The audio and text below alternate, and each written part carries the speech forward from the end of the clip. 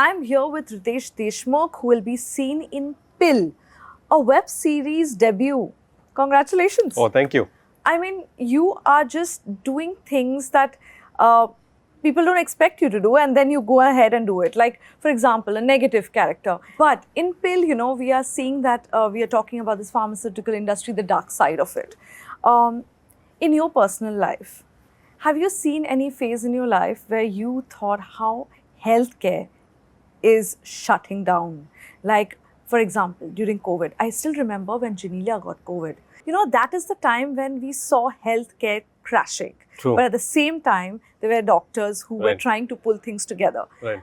Tell me about that phase. So, when Genelia got COVID, when she tested COVID positive, it was the earlier days, and we didn't know better. So, you had to separate them, and what else? It wasn't easy. I believe world over, the health infrastructure collapsed, but we have to be proud of our system that even in that, doctors came in together, the government came in together, hospitals rose up to occasion. Of course, there will be certain failures, some things will crumble, but the human spirit, to fight, to revive, was there, and that's what we need to appreciate. I always try to look at the brighter side in life and move ahead. I don't like to sulk on things that really don't go well. But I think for whatever it's worth, we did fight COVID quite nicely, I felt. Absolutely, we did. Let's come to Riteish Deshmukh, the producer and the director. Riteish, you have brought Marathi cinema to a stage where we have seen blockbusters coming from you, and it is very heartwarming because Marathi theatre, stories that come from the literature is so rich, but we don't see enough. We don't see enough in theatres. It's changing, do you think? And you are a big part in that. You have played a very big part in that. And how do you see it changing? See, primarily I feel that Marathi culturally is extremely rich in literature. Yes. So be it stage, be it books, and we've had some amazing cinema that has been happening earlier and still happens today. But we need to understand that Marathi industry also is in a state where Hindi industry has a foothold or home to Hindi film industry. So in South industries, when you talk about Telugu, Tamil, they are number one choice, and then Hindi or Hollywood or whatever. But in Maharashtra, Hindi films is the first choice, and then you have Marathi films. Yeah. So when you are the second choice as an industry, when it comes to people's choice, then you have to really work that much harder. You cannot compete with the production values or the budgets of Hindi films, because ticket prices are practically the same, 50 rupees up and down.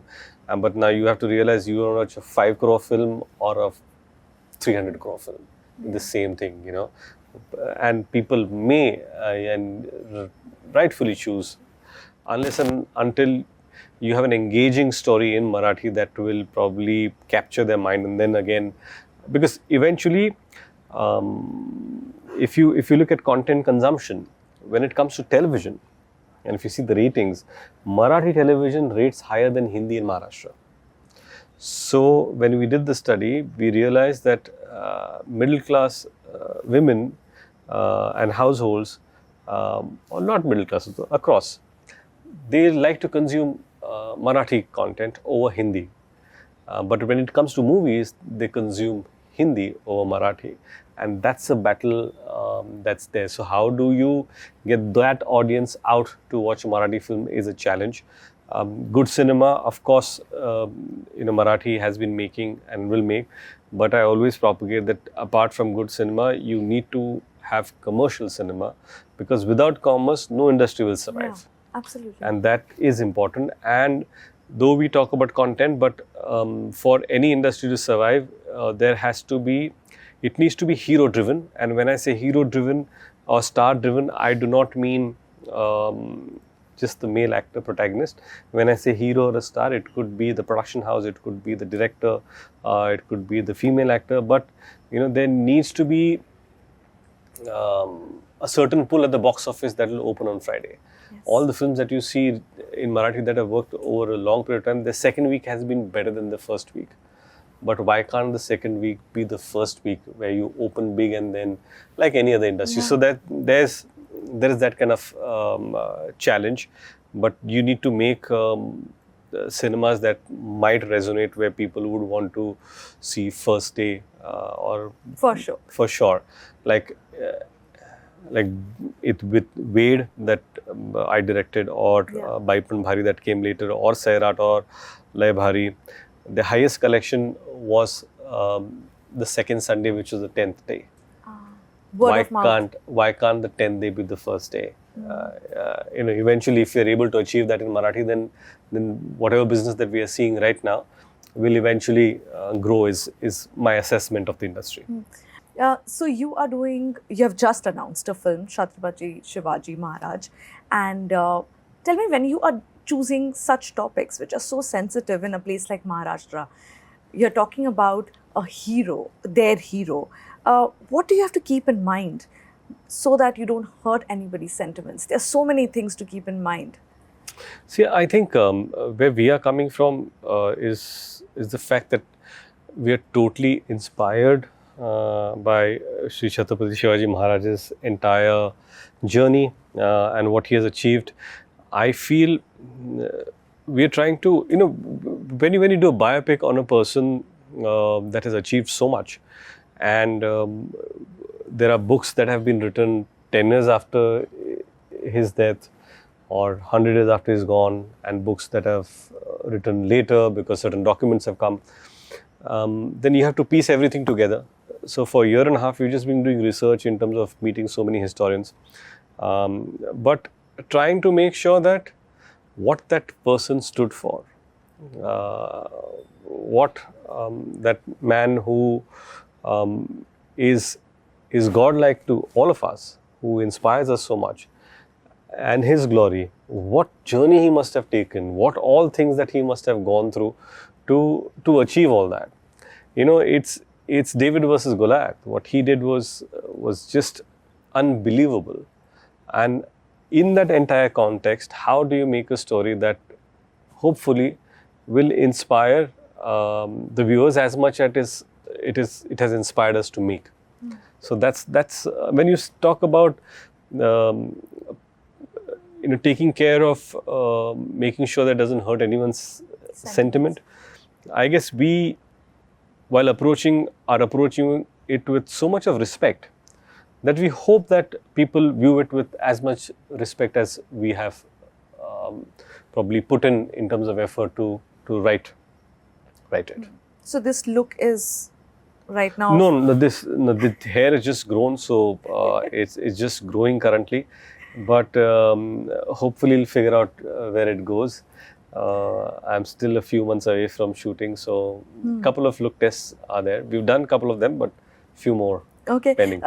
Because you're a producer, I'm going to ask you this. A lot of writers and technicians are complaining right now that their paycheck is getting cut because the amount of money that stars are charging, has taken over. So producers prefer paying their stars because they need the big stars in their film than paying the smaller actors as well as technicians.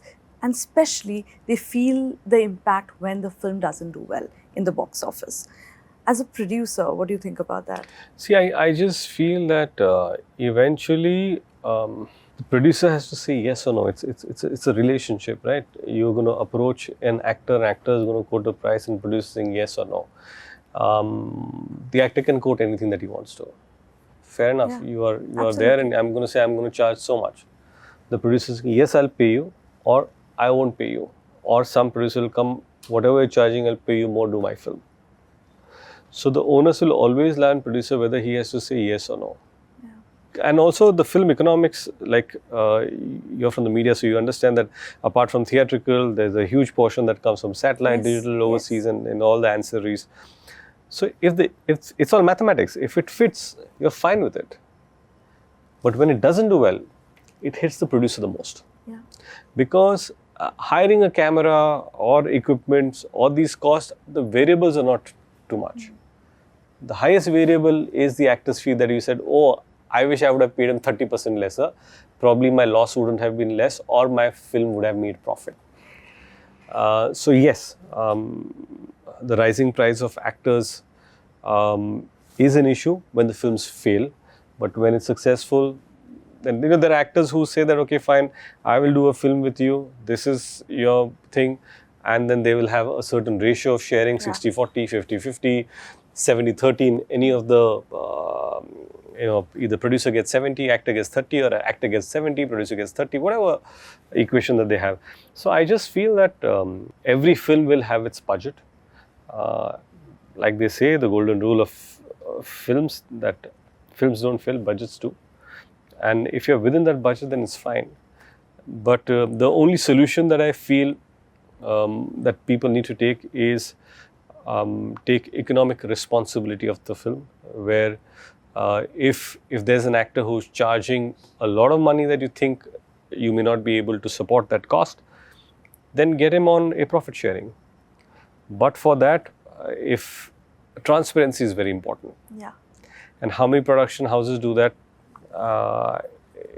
is for people who are in that deal to understand. But I'm not saying that there are many production houses where biggest of the stars are on revenue share basis, and they don't even have to go and check or ask. When their money comes, it's just in their account, and they don't have to go and check the accounts because they're so transparent. So yes, once the transparency comes in the system, like it has come into ticketing over the years because of electronic ticketing, where PVR and all the multiplexes from the single screen they have moved on, and it's more accountable. Earlier you didn't even know what kind of business films did because there was no accountability. Absolutely. But these small actors and technicians, they have been asking for money while they are not getting it because the film has not done well, but the actors have already been paid. What happens is that whenever I'm a producer, so once you sign a technician, they sign for a particular fee, and whatever is due, that needs to be done. So I'm sure. But if at all an actor feels or a technician feels that he's getting paid less than what he should have at the contract level, then I'm sure that, be it a technician or an actor, one shouldn't sign the films then. Absolutely. Agreed. If you feel they're getting paid less, then don't do it. Don't offer your services for less. Absolutely. But thank you so much, Riteish. Thank you for talking to us. It's always a pleasure having you. Thank you.